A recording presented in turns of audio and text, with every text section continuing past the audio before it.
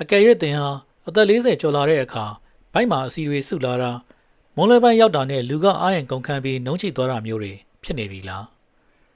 ဒါမှမဟုတ်ညတကောင်3နာရီလောက်ဆိုအကြောင်းရင်းမရှိဘဲနိုးနိုးလာတတ်တာနဲ့တကယ်ဘိုက်မစားဘဲအချိုတွေကိုခဏခဏစားခြင်းစိတ် sugar cravings ပေါ်နေတာမျိုးရောရှိပါသလားဒါဟာသင်ခန္ဓာကိုယ်ထဲမှာသွေးရင်းတကြားတဲ့မတည်ငြိမ်မှု blood sugar instability စတင်နေပြီဆိုတဲ့ရှေ့ပြေးလက္ခဏာတွေဖြစ်နိုင်ပါတယ်လူအများစုကဒါကိုသတိမထားမိကြဘဲနှစ်တန်ကြာသွားမှစီးချိုအကျိုးအဆင့် pre-diabetes ဒါမှမဟုတ်စီးချိုယောဂ type 2 diabetes အဆင့်ထိရောက်သွားတော့မှသိကြရတာပါဒါကြောင့်ဒီနေ့ဗီဒီယိုမှာတော့အသက်40နောက်ပိုင်းမှာခန္ဓာကိုယ်ရဲ့ဇီဝကာမဖြစ်စဉ် metabolism တွေဘယ်လိုပြောင်းလဲသွားသလဲဘယ်လိုရှေ့ပြေးလက္ခဏာ early warning signs တွေကိုသတိထားကြည့်ရမလဲကျန်းမာရေးစစ်ဆေးတဲ့အခါဘယ်လို lab markers တွေကိုအဓိကစောင့်ကြည့်ရမလဲဆိုတာတွေအပြင်ဇီဝကာမဖြစ်စဉ်ပြန်လည်ကောင်းမွန်လာစေဖို့အဆင့်5ဆင့်ပါတဲ့ reset plan တစ်ခုကိုပါအသေးစိတ်ရှင်းပြပေးသွားမှာပါအကယ်၍သင်ဟာအသက်40ကျော်မှာဇီဝကာမဖြစ်စဉ်ပြန်နှုတ်နည်း9သွဲဆိုတဲ့ကျွန်တော်ရဲ့ metabolic reset ဗီဒီယိုကိုကြည့်ဘူးတယ်ဆိုရင်ဒီနေ့ဗီဒီယိုကအဲ့ဒီအခြေခံအချက်တွေပေါ်မှာမူတည်ပြီးသွေးရင်းတကြားတဲ့အင်ဆူလင်ရဲ့လှုပ်ဆောင်ချက်တွေကိုပိုပြီးအသေးစိတ်ရှင်းပြပေးသွားမှာဖြစ်ပါတယ်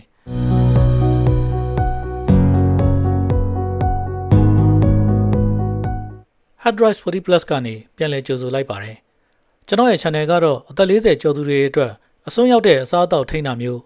ဒါမှမဟုတ်ကိုပင်ပန်းနွမ်းနယ်သွားစေမဲ့နည်းလမ်းတွေမသုံးဘဲကိုယ့်ရဲ့ဇီဝကာမဖြစ်စဉ်ကိုမှန်မှန်ကန်ကန်ကာကွယ်နိုင်ဖို့ရည်ရွယ်ပါတယ်အသက်40ဝန်းကျင်ရောက်လာတဲ့အခါကျွန်တော်တို့ရဲ့ခန္ဓာကိုယ်ထဲမှာဇီဝကာမဆိုင်ရာအပြောင်းအလဲ biological shifts တွေအများကြီးဖြစ်လာပါတယ်ပထမဆုံးချက်ကတော့အသက်ကြီးလာတာနဲ့အမျှကြွက်သားဓာတ်တွေတဖြည်းဖြည်းလျော့နေလာတာပါဒါကိုဆေးပညာအရဆာကိုပီနီးယားလို့ခေါ်ပါတယ်ကြွက်သားဆိုတာကျွန်တော်တို့စားလိုက်တဲ့သကြားဓာတ်ဂလူးကို့စ်တွေကိုတူလောင်ပြီးအင်အားဖြင့်ပြန်သုံးပေးတဲ့အဓိကနေရာဖြစ်ပါတယ်ဒါကြောင့်ကြွက်သားဓာတ်လျော့နေလာပြီဆိုရင်ခန္ဓာကိုယ်ကသကြားဓာတ်ကိုစနစ်တကျအသုံးချနိုင်စွမ်း glucose disposal capacity လည်းကျဆင်းသွားပါတော့တယ်ဒုတိယချက်ကတော့အသက်အရွယ်ရလာတာနဲ့အမျှအထူးသဖြင့်ကိုယ်လက်လှုပ်ရှားမှုနည်းလာတဲ့အခါအင်ဆူလင်တုံ့ပြန်နိုင်စွမ်း insulin sensitivity ကျဆင်းလာတတ်ပါတယ်အင်ဆူလင်ဆိုတာသွေးထဲကသကြားဓာတ်တွေကိုဆဲတွေထဲရောက်အောင်ပို့ဆောင်ပေးတဲ့ဟော်မုန်းပါဆဲတွေကအင်ဆူလင်ကိုကောင်းကောင်းတုံ့ပြန်မှုမရှိတော့တဲ့အခါခန္ဓာကိုယ်ကအင်ဆူလင်တွေပို့ထုတ်ပြီးအစားထိုးဖို့ကြိုးစားရပါတယ်ဒီလိုမျိုးအင်ဆူလင်ဓာတ်တွေခန္ဓာကိုယ်ထဲမှာအမြဲတမ်းမြင့်တက်နေတာ chronically elevated insulin ဟာအဆီပိုတွေကိုပိုတုံလောင်လာတာသွေးရင်းအဆီဓာတ် triglycerides မြင့်တက်လာတာနဲ့နှလုံးနဲ့ဇီဝကာမဆိုင်ရာယောဂဖြစ်နိုင်ခြေ cardiometabolic risk ပိုများလာတာတွေနဲ့တိုက်ရိုက်သက်ဆိုင်နေပါတယ်တတိယအချက်ကတော့စိတ်ဖိစီးမှုပါပဲလူလက်ပိုင်းရွယ်မှာစိတ်ဖိစီးမှုတွေကအရင်ကထက်ပိုများလာတတ်ပါတယ်အဲ့ဒီခါမှာစိတ်ဖိစီးမှုဟော်မုန်းလို့ခေါ်တဲ့ cortisol ထွက်လာပြီးအသည်းကိုသကြားဓာတ်တွေထုတ်လွှတ်ဖို့အချက်ပြပါတယ်ခဏတစ်ဖြုတ်စိတ်ဖိစီးတာကပြဿနာမရှိပေမဲ့စိတ်ဖိစီးမှုတွေအများနဲ့များနေရင်တော့ဗိုက်ထဲမှာသကြားဓာတ်တွေတောက်လျှောက်များနေပြီး fasting glucose အစာမစားခင်သွေးတွင်းသကြားဓာတ်ကိုမြင့်တက်စေပါတယ်အထူးသဖြင့်မျိုးသမီးတွေမှာဆိုရင်သွေးဆုံးကန်ဒီအချိန် perimenopause နဲ့သွေးဆုံးပြီးချိန် menopause ဖြစ်ပေါ်လာတဲ့ဟော်မုန်းပြောင်းလဲတွေကြောင့်အင်ဆူလင်တုံ့ပြန်နိုင်စွမ်းနဲ့အဆီစုပုံတဲ့ပုံစံတွေမှာပိုပြီးသက်ရောက်မှုရှိနိုင်ပါတယ်ဒါတွေအားလုံးဟာသဘာဝအရဖြစ်ပေါ်လာတဲ့ခန္ဓာကိုယ်ရဲ့လှုပ်ဆောင်ချက် physiology တွေပဲဖြစ်ပါတယ်ဒါကြောင့်ကျွန်တော်တို့လုပ်ရမှာကအရင်ကသုံးခဲ့တဲ့နီလန်ဟောင်းတွေအစားပြောင်းလဲလာတဲ့အခြေအနေနဲ့ကိုက်ညီမဲ့နည်းဗျူဟာ strategy အသစ်တွေကိုပြောင်းလဲဖို့ပဲလိုတာပါကျွန်တော်တို့ခန္ဓာကိုယ်ရဲ့ဇီဝကာမဖြစ်စဉ်ချုပ်ရင်းတာ metabolic dysfunction ဟာများသောအားဖြင့်ရုတ်တရက်ကြီးဖြစ်လာတာမဟုတ်ပဲတဖြည်းဖြည်းချင်းအဆင့်ဆင့်ပြောင်းလဲသွားတာပါအဓိကအားဖြင့်တော့ဒီအဆင့်30အတိုင်းသွားတတ်ပါတယ်ပထမဆုံးက insulin resistant လို့ခေါ်တဲ့ insulin ကိုဆဲတွေကကောင်းကောင်းတုံ့ပြန်မှုမရှိတော့တဲ့အဆင့်အဲဒီကမှတစ်ဆင့်စီးချိုအကျိုးအဆင့် pre-diabetes ရောက်လာမယ်နောက်ဆုံးအဆင့်ကျမှစီးချိုယောဂ type 2 diabetes အဖြစ်သတ်မှတ်တာပါဒီ insulin resistant ဆိုတာဟာသွေးရင်းတကြားဓာတ်တအားမြင့်တက်လာပြီးဆရာဝန်ကယောဂအမြင်တက်လိုက်နိုင်တဲ့အထိမရောက်ခင်နှစ်အတန်ကြာကလေးကခန္ဓာကိုယ်ထဲမှာတိတ်တိတ်ဆိတ်ရှိနေနိုင်တာပါအသက်40ကျော်တွေမှာဒီစီးချိုအကျိုးအဆင့်ဖြစ်နေတာဟာတကယ်တော့အဖြစ်များလွန်းလှပါတယ်ကမ္ဘာတစ်ဝန်းကခံမှန်းခြေစင်းစရာတွေအရဆိုရင်လူကြီး3ယောက်မှာ1ယောက်နှုန်းလောက်ဟာသွေးရင်းတကြားတဲ့ထိန်းကြီးမှုစနစ်မှာတစုံတရာချွတ်ရင်းနေတာမျိုးရှိတတ်ကြပါတယ်ဒါဟာနေထိုင်တဲ့ဒေသအလိုက်ကွာခြားမှုတော့ရှိနိုင်ပေမဲ့လူတိုင်းသတိထားရမယ့်အခြေအနေတစ်ခုဖြစ်နေတာကတော့အမှန်ပါပဲဒါအပြင်ဒီလိုဇီဝကာမဖြစ်စဉ်ချုပ်ရင်းတာဟာရ ရေရှည်မှာယောဂကြီးတွေဖြစ်လာစေမဲ့တက်တက်စိတ်ချင်းချောက်နေတဲ့အဓိကအကြောင်းရင်းတစ်ခုလည်းဖြစ်ပါတယ်။ဒီအကြောင်းနဲ့ပတ်သက်ပြီးလူမသိပဲအသက်တိုစေမဲ့မူကျင့်၄ခု Four Silent Killers of Longevity ဆိုတဲ့ဗီဒီယိုထဲမှာကျွန်တော်အသေးစိတ်ထပ်ရှင်းပြထားပါတယ်။ပိုပြီးနက်နက်ရှိုင်သိကျင်နေဆိုရင်တော့ဒီမှာ link ချပေးထားပါတယ်ခင်ဗျာ။အားတက်စရာကောင်းတဲ့အချက်ကတော့ဒီလိုအစောပိုင်းဇီဝကာမအပြောင်းလဲတွေကိုကျွန်တော်တို့ရဲ့နေထိုင်မှုပုံစံ lifestyle လေးတွေကိုမှန်မှန်ကန်ကန်နဲ့ဆွဆွမြဲမြဲပြောင်းလဲပေးုံနဲ့ပြန်လည်ကောင်းမွန်အောင်လုပ်လို့ရနိုင်တာကြောင့်ပါဒီဗီဒီယိုမှာကျွန်တော်အဓိကပြောပြချင်တာကယောဂဖြစ်နိုင်ခြေကိုရှော့ချဖို့နဲ့ဇီဝကာမဖြစ်စဉ်ကိုအကောင်းဆုံးဖြစ်အောင်မြင့်တင်ဖို့ပဲဖြစ်ပါတယ်ဒါဟာဆေးကုသမှု medical treatment တော့မဟုတ်ပါဘူးဒါကြောင့်ကယ်၍အသင့်မှာစီးချိုယောဂအမြင့်တက်ခံရပြီးသားဖြစ်နေရင်ဒါမှမဟုတ်သွေးရင်းတကြားတဲ့ရှော့ချတဲ့ဆေးတွေတောက်နေရတယ်ဆိုရင်တော့တင့်ရဲ့အစားအသောက်နဲ့ကိုယ်လက်လှူရှားမှုကိုအကြီးအကျယ်မပြောင်းလဲခင်မှာနားလည်တက်ကြွတဲ့ဆရာဝန်နဲ့အရင်ဆုံးတိုင်ပင်ဆွေးနွေးဖို့ကျွန်တော်အကြံပြုလိုပါတယ်ကျွန်တော်တို့ရဲ့ခန္ဓာကိုယ်ထဲမှာသွေးရင်းတကြားတဲ့မတည်ငြိမ်မှု blood sugar instability တွေဖြစ်လာတဲ့အခါအစာပိုင်းမှာတော့သိသာရုံလေးပဲပြတတ်ပါတယ်ဒါကြောင့်လူအများစုကဒါကိုလစ်လျူရှုမိတတ်ကြပါတယ်တကယ်တော့အသင်ခန္ဓာကိုယ်ကအခုပြောမဲ့လက္ခဏာတွေပြနေရင်ဒါဟာဇီဝကာမဖြစ်စဉ်မှာတစ်ခုခုလွဲချော်နေပြီဆိုတာကိုသတိပေးနေတာဖြစ်နိုင်ပါတယ်ဥပမာပြောရရင်နေ့လည်စာစားပြီးတာနဲ့အလုပ်ထဲမှာဆက်မလုပ်နိုင်တော့လောက်အောင်အားရင်ကုန်သလိုခံစားရတဲ့ afternoon energy crash မျိုးတွေခဏခဏဖြစ်နေပြီလားဒါမှမဟုတ်ဘိုင်လဲတကယ်မစားဘဲနဲ့အချို့တစ်ခုခုစားလိုက်ရမှနေသားထိုင်သာရှိတဲ့ sugar cravings တွေရောရှိနေလားနောက်တစ်ခုကကိုယ်လေးချိန်အများကြီးမတက်ပေမဲ့ဘိုက်မှာအစီတွေတိတိတသာဆုလာတာမျိုးနဲ့ထမင်းစားချိန်နည်းနည်းလေးနောက်ကျတာနဲ့တင်စိတ်မရှိတော့ပဲဒေါသထွက်လေတာမျိုးတွေဟာလည်းသတိထားရမယ့်အချက်တွေပါပဲဒါအပြင်အုံနောက်ကထိုင်မှန်ပြီးအာယုံဆိုင်ရခတ်တဲ့ brain fog ဖြစ်တာမျိုးညဘက်မှာအကြောင်းရင်းမရှိဘဲခဏခဏနိုးလာတာမျိုးတွေဟာလည်းဇီဝကာမဖြစ်စဉ်မှာတစ်ခုခုလွဲချော်နေပြီဆိုတာကိုခန္ဓာကိုယ်ကအချက်ပြနေတာဖြစ်နိုင်ပါတယ်တွေးစစ်ကြည့်တဲ့အခါမှာလည်း triglycerides လို့ခေါ်တဲ့အဆီဓာတ်ကမြင့်နေတာမျိုးတွေတွေ့ရတတ်ပါတယ်ဒီလက္ခဏာတွေရှိနေုံနဲ့စီးချိုဖြစ်နေပြီလို့အမိတက်လို့မရသေးပေမဲ့ဒါတွေဟာသင်ရဲ့ကျန်းမာရေးကိုပိုပြီးအသေးစိတ်စစ်ဆေးကြည့်ဖို့ခန္ဓာကိုယ်ကပေးပို့နေတဲ့အချက်ပြလက္ခဏာတွေပဲဖြစ်ပါတယ်ဒီလက္ခဏာတွေဖြစ်ရတဲ့အကြောင်းရင်းကတစ်ခုမကရှိနိုင်ပါတယ်ဥပမာတခြားကျန်းမာရေးအခြေအနေတွေကြောင့်လည်းဖြစ်နိုင်တာမျိုးပေါ့ဒါပေမဲ့သင်မှာဇီဝကာမဆိုင်ရာအန္တရာယ်ဖြစ်စေနိုင်တဲ့အချက်တွေနဲ့ပါတွဲနေပြီဆိုရင်တော့ဒါဟာတေချာပေါက်စစ်ဆေးကြည့်ဖို့လိုအပ်နေပြီဆိုတာကိုပြနေတာပါပဲယောဂတစ်ခုအကြီးအကျယ်မဖြစ်လာခင်မှာခန္ဓာကိုယ်ကကျွန်တော်တို့ကိုအရင်ဆုံးတိုးတိုးလေးလာသတိပေးတတ်ပါတယ်ဒီချိန်မှာကျွန်တော်တို့ကနားထောင်ပြီးပြင်ဆင်နိုင်ဖို့ပဲလိုတာပါအသက်40ကျော်လာပြီဆိုရင်မိမိရဲ့ကျန်းမာရေးအခြေအနေကိုပိုပြီးသေချာသိရအောင်ဆရာဝန်နဲ့တိုင်ပင်ပြီးစစ်ဆေးကြည့်တဲ့အချက်လက်လေးတွေရှိပါတယ်အဓိကအားဖြင့်တော့အစာမစားခင်သွေးရင်းတကြားဓာတ်တိုင်းတာတဲ့ fasting glucose နဲ့လွန်ခဲ့တဲ့3လအတွင်းပြင်းပြသွေးရင်းတကြားဓာတ်ကိုပြတဲ့ HbA1c တို့ကိုအခြေခံအနေနဲ့စစ်ဆေးကြရပါတယ်ဒါပေမဲ့ဒီထက်ပိုပြီးတိတိကျကျသိကျင်နေဆိုရင်တော့အစာမစားခင်ခန္ဓာကိုယ်ထဲမှာအင်ဆူလင်ဘယ်လောက်ရှိနေသလဲဆိုတော့ fasting insulin ကိုပါစစ်ကြည့်ဖို့ကျွန်တော်အကြံပြုချင်ပါတယ်ဒါအပြင်သွေးရင်းအဆီဓာတ်တွေဖြစ်တဲ့ triglycerides နဲ့ခန္ဓာကိုယ်အတွက်ကောင်းတဲ့အဆီလို့ခေါ်တဲ့ HDL cholesterol တွေရဲ့အချိုးအစားကလည်းသင်ရဲ့ဇီဝကာမကျန်းမာရေးအတွက်အများကြီးစကားပြောပါတယ်သွေးစစ်ုံနဲ့တင်မကပဲခါးတိုင်းတာကလည်းသင်ရဲ့ metabolism ဘယ်လောက်ကောင်းမကောင်းဆိုတာကိုအလွယ်တကူသိနိုင်တဲ့အချက်တစ်ခုပါပဲဆေးပညာရအများအပြားတော့အစာမစားခင်သွေးရင်းတကြားဓာတ် fasting glucose 100 mg per deciliter အောက်ရှိတာနဲ့ HbA1c 3လအတွင်းပြင်းပြတကြားဓာတ်9.8 ရာခိုင်နှုန်းအောက်ရှိတာကိုပုံမှန်သတ်မှတ်ချက်ထဲမှာရှိတယ်လို့သတ်မှတ်ကြပါတယ်ဒါပေမဲ့တကယ်အကောင်းဆုံးဖြစ်မဲ့ပန်းနိုင်ကတော့လူတစ်ယောက်ချင်းစီရဲ့ကျန်းမာရေးနောက်ခံအခြေအနေနဲ့ယောဂဖြစ်နိုင်ခြေ risk profile ပေါ်မူတည်ပြီးကွာခြားနိုင်ပါတယ်ခင်ဗျာတခုရှိတာကသွေးစစ်ချက်ရလဒ်တွေမှာပါလိမ့်ရှိတဲ့ပုံမှန်အဆင့်ထဲမှာရှိနေုံနဲ့တင်သင်ရဲ့ဇီဝကာမဖြစ်စဉ်ကအကောင်းဆုံးဖြစ်နေပြီလို့အမြဲတမ်းကောက်ချက်ချလို့မရပါဘူးတခါတလေစစ်ချက်မှာပုံမှန်လို့ပြနေပေမဲ့အပေါ်ဆုံးကန့်သက်ချက် upper limit နားကိုတားကပ်နေတာမျိုးရှိနိုင်ပါတယ်ဒါကြောင့်ကိန်းဂဏန်းတစ်ခုတည်းကိုပဲကြည့်တာထက်မိမိရဲ့ကျန်းမာရေးအခြေအနေကနှစ်နဲ့ချီပြီးဘယ်လိုမျိုးဥတီချက်မျိုးနဲ့ပြောင်းလဲလာသလဲဆိုတာကိုပိုပြီး view စိုက်ကြည့်ဖို့လိုအပ်ပါတယ်ကဲအခုဆိုရင်ကျွန်တော်တို့ပြဿနာတွေကိုသိပြီဆိုတော့ဒါတွေကိုဘယ်လိုဖြေရှင်းမလဲဆိုတဲ့နည်းဗျူဟာပိုင်းကိုသွားကြရအောင်ဒီအဆင့်5ဆင့်ဟာသင်ရဲ့အင်ဆူလင်တုံ့ပြန်နိုင်စွမ်းကိုမြင့်တင်ပေးပြီးကြွက်သားတွေကိုထိမ့်သိမ်းပေးသလိုသွေးရင်းတကြားဓာတ်ကိုလည်းတည်ငြိမ်စေမှာပါအဆင့်1ပရိုတင်းကိုဦးစားပေးစားသုံးပါ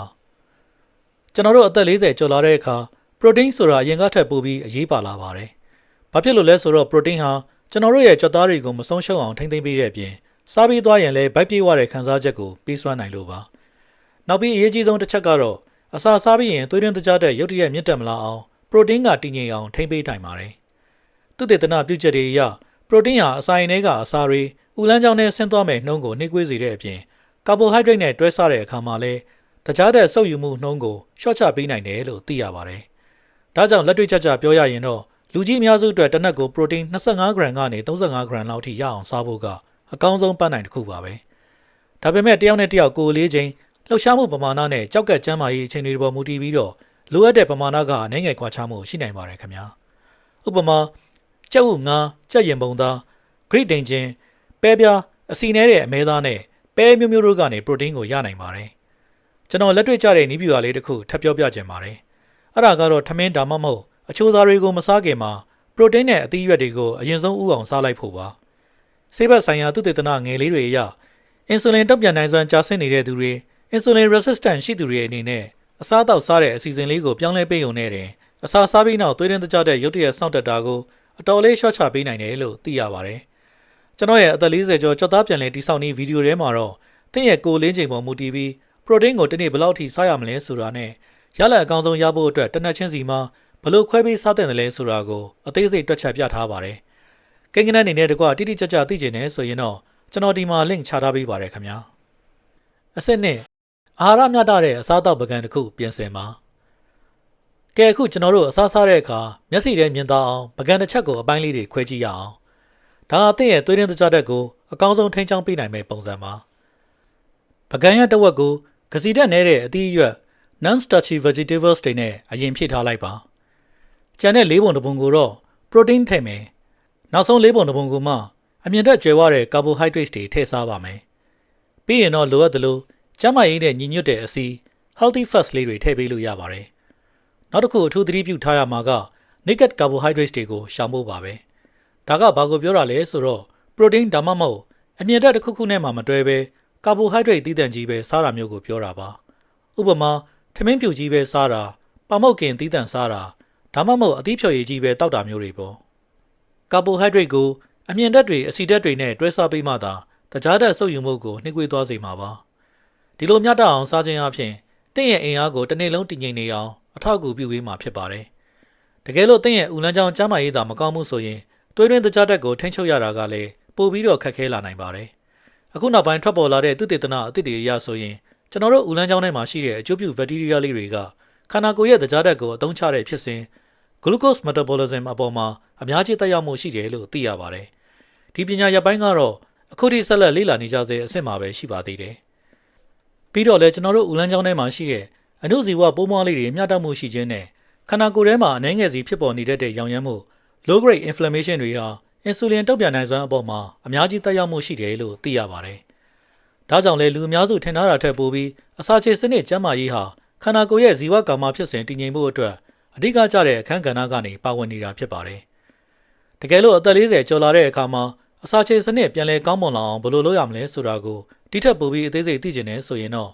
့ဥလန်းချောင်းကျန်းမာရေးကိုအဆင့်လိုက်ပြန်လည်တည်ဆောက်နည်းအကျိုးပြုဘက်တီးရီးယားမျှတမှုပြန်ထူထောင်နည်းရောင်ရမ်းမှုရှော့ချနည်းတွေကိုစနစ်တကျရှင်းပြထားတဲ့ 40+ get reset ဗီဒီယိုကိုကြည့်နိုင်ပါတယ်။အခုများတို့ပြထားတဲ့နေရာကနေကြည့်နိုင်တယ်လို့ဒီဗီဒီယိုရဲ့ description မှာ link ချပေးထားပါတယ်။လူတွေသတိမထားမိကြပေမဲ့ဇီဝကာမဖြစ်စဉ်တည်ငြိမ်မှုဆိုတာဥလန်းချောင်းကျန်းမာရေးကနေစတင်တာပါ။တကယ်လို့သင်ရဲ့အစာချေစနစ်ကအားနည်းနေတယ်ဆိုရင်အဲ့ဒီကနေပဲအရင်ဆုံးစတင်ပြုပြင်လိုက်ပါ။အဆင့်3အစာစားပြီးနောက်လှုပ်ရှားမှုပြုလုပ်ပါ။အဆင့်3ကတော့တကယ်ကိုရိုးရှင်းပြီးထိရောက်တဲ့နည်းလမ်းလေးပါ။အစာစားပြီးတဲ့အခါမှာခဏလောက်ကိုယ်လက်လှုပ်ရှားမှုလုပ်ပေးခြင်းအပြင်အစာစားပြီးခြင်းသွေးရင်းတကြားတဲ့မြင့်တက်လာမှုကိုတိတိတသာရှော့ချပေးနိုင်ပါတယ်။ထမင်းစားပြီး10မိနစ်ကနေ15မိနစ်လောက်လမ်းလျှောက်ပေးုံနဲ့တင်သင်ရဲ့ကြွက်သားတွေကိုအလုပ်လုပ်စေပါတယ်။အဲ့ဒီအခါကြွက်သားတွေကအင်ဆူလင်ရဲ့အကူအညီကိုတော့မယူဘဲသွေးထဲမှာရှိတဲ့တကြားတက်တွေကိုသူ့လိုဆုပ်ယူအသုံးချလိုက်တာပါ။သူတေသနစမ်းသပ်စစ်ဆေးမှုတော်တော်များများရဲ့ရလဒ်တွေအရဆိုရင်အစာစားပြီးခြင်းမှာအကြာကြီးထိုင်နေတာထက်စာရင်လမ်းလေးပါလေးရှောက်ပြေးလိုက်တာမျိုးကအစာစားပြီးနောက်သွေးရင်းတကြားတက်မြင့်တက်လာမှုကိုတိတိတသာရောကျစေနိုင်တယ်လို့အတည်ပြုထားကြပါတယ်။ဒီနေရာမှာပြင်းပြင်းထန်ထန်လုပ်ဖို့ထက်ပုံမှန်လေးလုပ်ပေးဖို့ consistency ကပိုပြီးအရေးကြီးပါတယ် အစာစားပြီးလမ်းလျှောက်တာဟာတကြားတက်ကိုထိမ့်ပေးုံနေမှာကပဲအသက်40ကျော်လာရင်ပိုပြီးကျူးစားရမယ်သွေးကြောကျန်းမာရေး vascular heart ကိုလည်းဓာတ်ရိုက်အထောက်အကူပြုပါတယ်။သွေးကြောကျန်းမာရေးနဲ့ပတ်သက်ပြီးကျွန်တော်အသေးစိတ်ထပ်ရှင်းပြထားတဲ့ဗီဒီယိုတစ်ခုရှိပါသေးတယ်။စိတ်ဝင်စားရင်တော့ဒီမှာ link ချပေးထားပါရခင်ဗျာ။အဆင့်၄အစားအစာချိန်ကိုပုံမှန်သတ်မှတ်ပါ။အဆင့်၄အနေနဲ့ကတော့အစားစားတဲ့အချိန်စရာကိုပုံမှန်ဖြစ်အောင်ထိန်းညှိဖို့ပါပဲ။ဒီနေရာမှာအစွန်းရောက်တဲ့အစာငတ်ခံပြီး extreme fasting တွေလုပ်ဖို့မလိုအပ်ပါဘူး။အယိုးရှိဆုံးကတော့တနေ့တာမှာ12နာရီအတွင်းပဲအစာစားတဲ့လေ့ကျင့်ကနေစတင်နိုင်ပါတယ်။ဥပမာမနက်9နာရီမှာစားရင်ည9နာရီမှာအပြီးစားတာမျိုးပေါ့။သုတေသနအချို့အရဆိုရင်လူတော်တော်များများမှာအင်ဆူလင်တုံ့ပြန်နိုင်စွမ်း insulin sensitivity ဟာနေကင်းပိုက်တဲ့စားရင်မနက်ပိုင်းမှာပိုပြီးကောင်းမွန်တတ်ကြပါတယ်။ဒါကတော့တယောက်နဲ့တယောက်ခန္ဓာကိုယ်တုံ့ပြန်ပုံချင်းမတူနိုင်ပေမဲ့ညဘက်နောက်ကျမှကစီဓာတ်ကာဘိုဟိုက်ဒရိတ်အများကြီးပါတဲ့အစားအစာတွေကိုစားတာကတော့သွေးတွင်းသကြားဓာတ်ကိုထိန်းချုပ်ရခက်စေနိုင်တာအမှန်ပါပဲ။ဒါအပြင်ညစာကိုစောစောစားပေးခြင်းကတင့်ရဲ့အိပ်စက်မှုအရေးသွေးကိုလည်းပုံမကောင်းမွန်စေပါတယ်။အစာစားချိန်ကိုပုံမှန်ထားတာဟာသကြားဓာတ်တွေမကပဲတင့်ခန္ဓာကိုယ်ရဲ့ဇီဝနာရီစကေရီယန်ရတန်ကိုပါကူညီပေးတာဖြစ်ပါတယ်။အဆင့်၅အိပ်စက်ခြင်းနဲ့စိတ်ဖိစီးမှုကိုထိန်းညှိပါ။နောက်ဆုံးဆင့်ကတော့အိပ်စက်နည်းနဲ့စိတ်ဖိစီးမှုထိန်းချုပ်ခြင်းပါပဲ။ဒါဟာအခြားအဆင့်တွေအားလုံးထက်ပိုပြီးအခြေခံကျပါတယ်။သုတေသနတွေအရအေးအေးပြတ်တာဒါမှမဟုတ်အိတ်ချိန်မလောက်တာဟာအင်ဆူလင်တုံ့ပြန်နိုင်စွမ်းကိုဓာတ်ရိုက်ကျဆင်းစေတာကိုတွေ့ရပါတယ်။နောက်တစ်ခုကစိတ်ဖိစီးမှု stress ပါ။စိတ်ဖိစီးမှုတွေကြာရှည်ဖြစ်လာတဲ့အခါကို်တီဆိုဟော်မုန်းတွေတက်လာပြီးအဲ့ဒီဟော်မုန်းကအသေးကိုတကြားဓာတ်တွေပိုထုတ်ခိုင်းပါတယ်။အကျိုးဆက်ကတော့ဘာမှမစားထားဘဲနဲ့တောင်တင့်သွေးထဲမှာတကြားဓာတ်တွေများနေတာမျိုးဖြစ်လာတာပါ။ဒါတွေကိုလက်တွေ့မှာဘယ်လိုထိန်းညှိမလဲဆိုတော့အရင်ဆုံးမနက်မိုးလင်းတာနဲ့နေအောင်ကြည်လေးခံယူပေးပါ။ဒါဟာအသင့်ခန္ဓာကိုယ်ရဲ့ဇီဝနာရီကိုပုံမှန်ပြန်ဖြစ်အောင် reset လုပ်ပေးလိုက်တာပါပဲ။ပြီးတော့ညဘက်တွေမှာလည်းအိတ်ခန့်ဒီဖုန်းကြည့်တာမျိုးကိုတက်နိုင်သမျှရှော့စေချင်ပါတယ်။ဘာလို့လဲဆိုတော့ဖုန်း screen ကထက်တဲ့အလင်းပြာတွေကတင့်ရဲ့အိတ်ဆက်မှုကိုဓာတ်ရိုက်အနှောက်အယှက်ပေးလို့ပါ။နောက်တစ်ချက်ကတော့အိတ်ချိန်ကိုပုံမှန်ထားဖို့ပါ။မနက်တိုင်းမှာအချိန်မှန်မှန်ထားတတ်တဲ့အလေးကျင့်လေးလုပ်ပေးပါ။စိတ်ဖိစီးမှုတွေများလာပြီလို့ခံစားရရင်လည်းဘာမှအများကြီးစဉ်းစားမနေပါနဲ့။စိတ်ကိုလျှော့ပြီးအသက်ပြင်းပြင်းရှူသွင်းရှူထုတ်လုပ်ပေးလိုက်ရုံနဲ့ခန္ဓာကိုယ်ရဲ့စိတ်ဖိစီးမှုဟော်မုန်းကော်တီဆိုတွေကိုရော့ကျသွားစေပါတယ်။နောက်ဆုံးအနေနဲ့ကိုယ်လက်လှုပ်ရှားမှုလေးတွေကိုပုံမှန်လုပ်သွားပေးမယ်ဆိုရင်တော့စိတ်ရောလူပါလန်းဆန်းပြီးစိတ်ဖိစီးမှုတွေတိတိတသာပြေလျှော့သွားတာကိုတွေ့ရပါမှာခင်ဗျာ။အိပ်စက်ခြင်းနဲ့စိတ်ဖိစီးမှုတွေကိုတေချာထိန်းညှိနိုင်တာဟာကျွန်တော်အပေါ်မှာပြောခဲ့တဲ့အဆင့်တွေအားလုံးရဲ့ရလဒ်ကိုအစာပေါင်းများစွာပိုပြီးကောင်းမွန်လာစေမှာဖြစ်ပါတယ်။ကျွန်တော်တို့ဇီဝကာမဖြစ်စဉ်ကိုပြန်ညှိတဲ့အခါမှာမလုပ်တဲ့အမှားလေးတွေကိုလည်းသတိထားရပါမယ်။အစာတောက်တွေကိုအလွန်အမင်းရှော့ပစ်တာမျိုးဒါမှမဟုတ်ကာဘိုဟိုက်ဒရိတ်ကိုတညာရဲနဲ့အကုန်ဖြတ်ပစ်တာမျိုးတွေမလုပ်ပါနဲ့။နောက်ပြီးခန္ဓာကိုယ်ကိုအနာမပေးပဲပြင်းထန်တဲ့လေ့ကျင့်ခန်းတွေပဲဇက်တိုက်လုပ်နေတာပရိုတင်းစားဖို့မေ့နေတာနဲ့အေးအေးပြတ်ခန္ဓာမျိုးတွေကိုလည်းရှောင်ရပါမယ်။ကျွန်တော်တို့ခန္ဓာကိုယ်ရဲ့ဇီဝကာမဖြစ်စဉ်ကိုပြန်လည်ပြုပြင်နေဆိုတာကိုအပြစ်ပေးနေတာမဟုတ်ပါဘူး။ဒါခန္ဓာကိုယ်ကိုပြန်လည်တည်ငြိမ်သွားအောင် stabilization လုပ်ပေးနေတာပဲဖြစ်ပါတယ်။ဒါဆိုရင်ဒီနည်းလမ်းတွေကိုစလုပ်ကြည့်တဲ့အခါဘယ်လောက်အကြာမှထူးခြားလာမလဲဆိုတာပြောပြပါမယ်။ပထမတစ်ပတ်ကနေနှစ်ပတ်အတွင်းမှာတင့်ရဲ့အားရင်တွေကအရင်ကတည်းကပိုပြီးတည်ငြိမ်လာတာကိုစတင်ခံစားရပါလိမ့်မယ်။နေ့လယ်ဘက်တွေမှာလူကနှုံးချိသွားတာမျိုးတွေလည်းနည်းသွားမှာပါ။သုံးဘက်ကနေလေးဘက်လောက်ရောက်လာတဲ့အခါမှာတော့အချို့စားခြင်းစိတ်တွေလျော့သွားပြီးညဘက်မှာလည်းပိုပြီးနှိမ့်နှိမ့်ချက်ချက်အိပ်ပျော်လာတာကိုတွေ့ရပါလိမ့်မယ်။ဒါအပြင်တင့်ရဲ့ကျန်းမာရေးနောက်ခံအချိန်တွေနဲ့ဒီအချက်တွေကိုဘယ်လောက်ထိတိတိကျကျလိုက်နာနိုင်တယ်လဲအပေါ်မူတည်ပြီးခါတိုင်းတာရော့ကျလာတာဒါမှမဟုတ်သွေးစစ်ချက်ရလက်တွေပိုကောင်းလာတာမျိုးကိုပါစတင်မြင်တွေ့ရနိုင်ပါတယ်။အဓိကကတော့ပုံမှန်လေးလုပ်ပေးဖို့ consistency ပါပဲ။အဲ့ဒီပုံမှန်လှုပ်ဆောင်မှုကပဲတင့်အတွက်တကယ်ရလက်ကောင်းတွေကိုဖော်ဆောင်ပေးမှာဖြစ်ပါတယ်ခင်ဗျာ။အသက်40ကျော်လာတဲ့အခါတင့်ရဲ့ဇီဝကာမဖြစ်စဉ်ဟာအစားအသောက်တွေကိုအလွန်အမင်းကန့်သက်ချုပ်ချယ်ဖို့မလိုအပ်ပါဘူး။မှန်ကန်တဲ့နည်းပညာနဲ့စနစ်တကျပြန်လည်ညှိယူဖို့ပဲလိုတာပါ။ကျွန်တော်တို့ရဲ့ပန်းတိုင်ကယောဂမဖြစ်အောင်ကာကွယ်ဖို့တင်မဟုတ်ပါဘူး။နောက်ထပ်10စုနှစ်များစွာကိုကျန်းမာတန်ဆွမ်းတဲ့ခန္ဓာကိုယ်နဲ့ဖြတ်သန်းနိုင်ဖို့အတွက်ခိုင်မာတဲ့ဇီဝကာမကြန့်ခိုင်မှု metabolic resilience ကိုတည်ဆောက်ဖို့ဖြစ်ပါတယ်။တကယ်လို့သင်ကကြွက်သားတည်ဆောက်ပုံအာဟာရအိပ်စက်ခြင်းနဲ့လှုပ်ရှားမှုတွေကိုစနစ်တကျပေါင်းစပ်ထားတဲ့ system တစ်ခုလုံးကိုသိကျင်နေဆိုရင်တော့ကျွန်တော်ပြင်ဆင်ထားတဲ့ metabolic research လမ်းညွှန်ဗီဒီယိုအပြည့်စုံကိုဆက်ပြီးကြည့်ရှုနိုင်ပါတယ်။ဒီဗီဒီယိုလေးကသင်အတွက်အထောက်အကူဖြစ်စေတယ်ဆိုရင်တော့ like လေးပေးသွားခဲ့ပါဦး။နောက်ပြီးလက်ရှိမှာသင်အတွက်အခက်အခဲဆုံးကဘာဖြစ်နေမလဲ။အချို့စားကျင်စိတ်လား၊ဘိုက်ကအစီတွေလား၊ခဏခဏနှုံးချီတာလား ဒါမှမဟုတ်အိတ်မပြောတာလားဆိုတာကိုကောမန့်မှာပြောပြခဲ့ကြပါအောင်ဒါကတော့ Hard Drive 40 Plus ပါကျွန်တော်တို့တွေအသိပညာဘူးသုဒ္ဓတွေနဲ့အတူပုံမကောင်းမွန်တဲ့ဘဝကိုတက်လှမ်းကြပါစို့